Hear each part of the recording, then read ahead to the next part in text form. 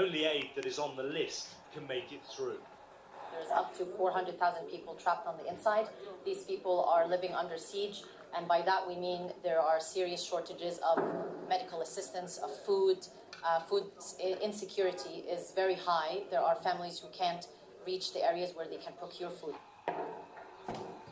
But the sound of war is never far away. Even during ceasefires, the guns in Syria never fall silent. It is well into the ceasefire now, and we can still hear the sound of artillery intermittently and shelling. I can also hear the jets in the skies above as well. Now, the United Nations has taken the food aid past the last crossing. This is the last Syrian government post into rebel-held eastern Ghouta. They have been assured that the route is safe. It has taken coordination with both sides. Nonetheless, it is still a fairly dangerous operation as the fighting continues around them. Make no mistake, though, President Assad is winning this war with the help of his Russian allies.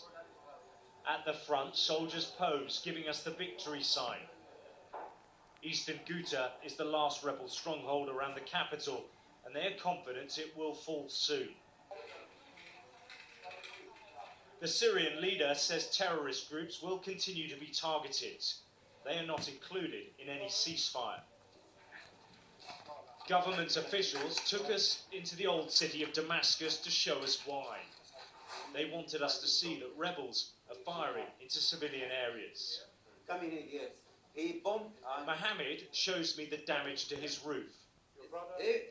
My family is sleeping. Here I go. Downstairs, his son is in constant pain.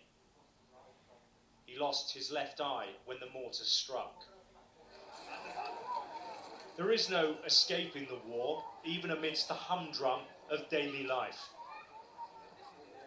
As we spoke to this man, a jet tore through the sky. Flying for Russia. That's a Russian aeroplane. That's for Russia.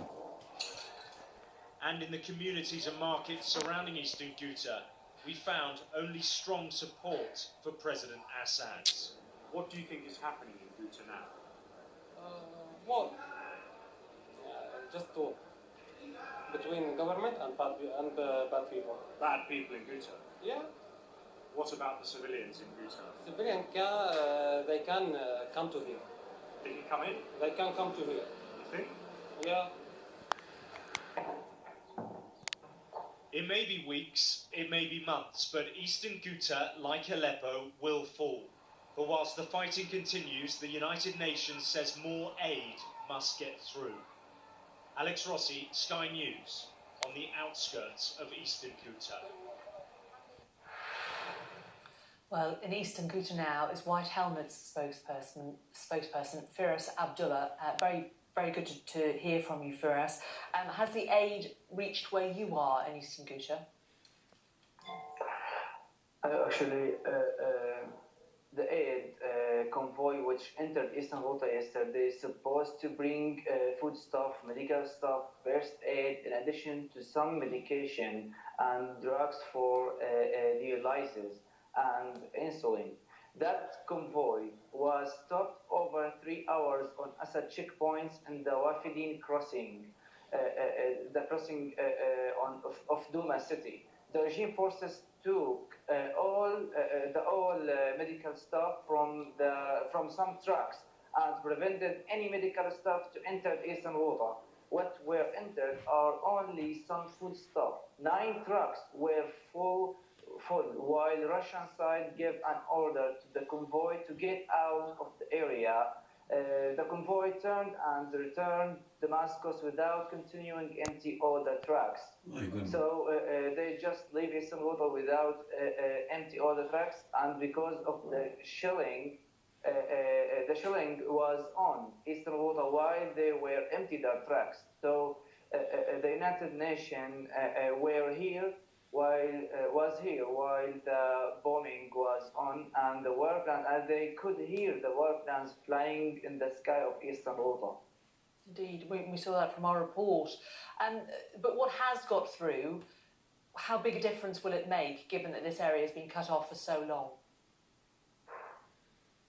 Yeah, actually, the situation is still nothing changed at all. Even the truce today or the ceasefire, especially for today, there is no ceasefire at all. Now the war plans are still over 18 airstrikes by the war plans have hit Eastern Ghouta today. We have 9 murders. Yesterday, Hamouria city was hit by chlorine missiles. Over 12 civilians had suffocation cases, including members of the White Helmets. The fact that there has been this small lull in the fighting to allow humanitarian aid in, have many people used the opportunity to try to get out? No one can get out because originally there are no paths were opened at all. It's all still lies and just talks. Nothing was open, and even if anyone tried to be close to one of the front line of Eastern Ghouta, he will be shot by the snipers of the regime army. Do you have any confidence, any hope that tomorrow, if there is another lull, more aid will get through and that perhaps medical aid will be able to get through? Hello? Hello, Firas, can you hear me? I was just asking you about tomorrow. We know that the shelling has resumed, but what hope is there that perhaps tomorrow, if there is another lull, more aid may get in, including medical supplies? Yeah.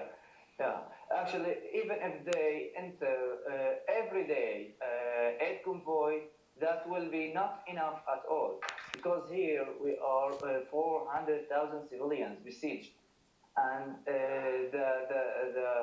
the only solution is to break the siege and break all the borders of Eastern Ghouta and let people just live and trading. Okay, we must leave it there. Firas Abdullah, thank you very much for joining us from Eastern Ghouta.